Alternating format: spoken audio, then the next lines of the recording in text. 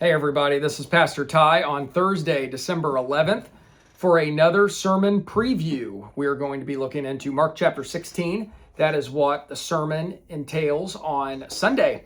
It's going to be called Return of the King. And so here we go, Mark 16, as is our custom. I'm going to read the biblical text and then give some of those high bar primary things that will come about in the sermon on Sunday. So without further ado, here we go, Mark chapter 16. When the Sabbath was past, Mary Magdalene, Mary the mother of James, and Salome bought spices so that they might go and anoint him. And very early on the first day of the week, when the sun had risen, they went to the tomb. And they were saying to one another, "Who will roll away the stone for us from the entrance of the tomb?" And looking up, they saw that the stone had been rolled back. It was very large. And entering the tomb, they saw a young man sitting on the right side, dressed in a white robe, and they were alarmed. And he said to them, "Do not be alarmed. You seek Jesus of Nazareth, who was crucified. He is risen. He is not here.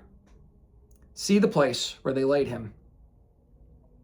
But go, tell his disciples and Peter that he is going before you to Galilee.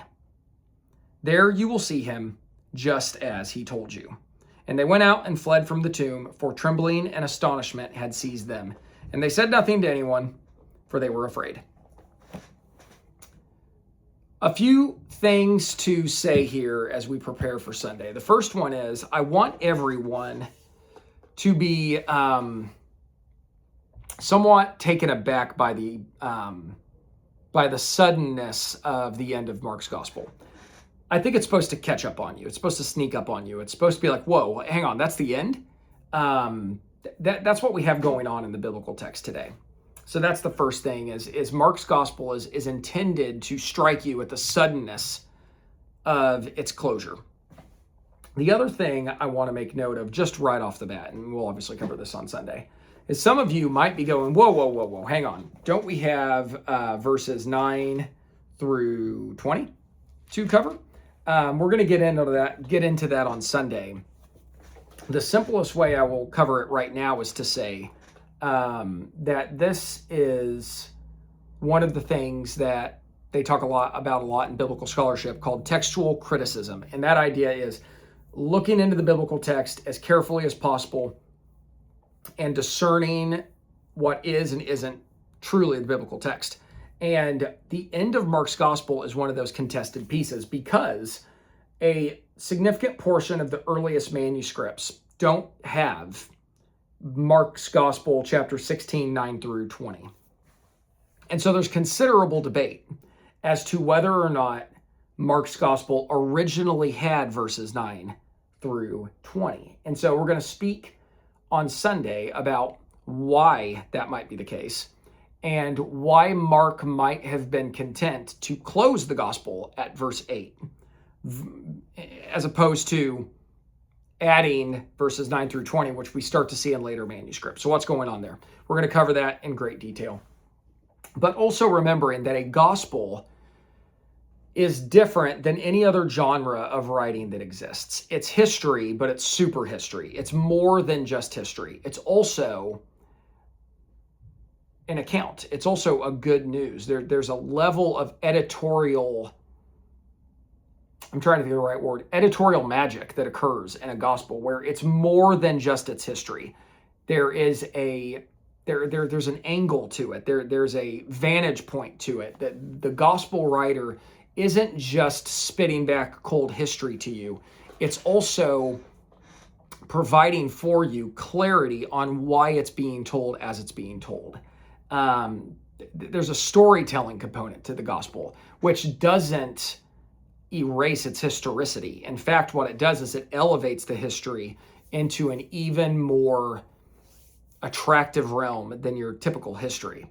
And so it's not that any history gets lost, it's that history gets amplified. And so when a gospel is editorialized for the purpose of its rendering, that's not an accident, and that's not alienating the historical realities behind it. And so if Mark was content to end his gospel at verse 8 for some reason when it was originally penned, we have to do the work of asking why. And what does it have to do for us? And so we're going to get into that on Sunday. And rest assured, by the time it's all said and done, I think we'll come to a place where we'll be really happy with what Mark was doing. The other thing that I would say we need to recognize right off the jump is we see this this closure to the revolutionary foreshadow I mentioned last week. We'll notice these women have come to the tomb on Sunday, what would have been at the time the first day of the week after the Sabbath. And what I want us to make note of is two things. One, I want us to make note of the fact that we're going to have to be very careful and clear on why they had intended to go to the tomb. It's very important that we recognize what their intent was when they came to the tomb. The second thing that we'll have to notice is in conjunction with that first thing we're supposed to notice. If we know why they came to the tomb, we also have to ask what happened as a result of their why, right? Because they leave the tomb differently than they arrive at the tomb. And so the question is, knowing why they came will help understand why they left the way that they did. So that's also something we're going to have to clarify. And then lastly, this is another thing that I think will be really important for us to peel back really well on Sunday is this. Go and tell the disciples and Peter. So why is Peter singled out? What's up with that? Why is it that the angel doesn't just say, go tell the disciples? Why does he clarify Peter as well as the disciples? So Peter was a disciple. So why can't the disciple, or why didn't the disciple just say, go tell the angel, I'm sorry. Why didn't the angel just say, go tell the disciples? Why did the angel say, tell the disciples and Peter? There's a nuance there that we're going to want to peel back and completely understand and then apply to our own lives. I think there's only one other thing that I would want us to talk about now in the lead up to our sermon that will close out the Mark's Gospel series called Return of the King. And that is what the angel tells the women at the end of his good news to them.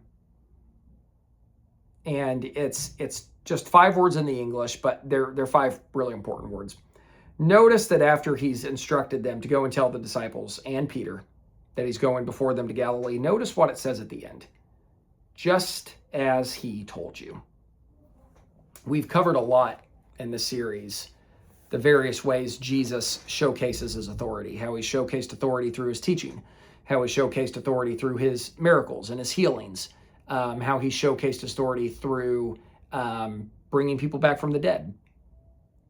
One of the things we've mentioned previously in the sermon series, and it's a very appropriate way to sort of close the book, is to recognize that Jesus has repeatedly in the Gospel of Mark told us things were going to happen, and then they come to pass.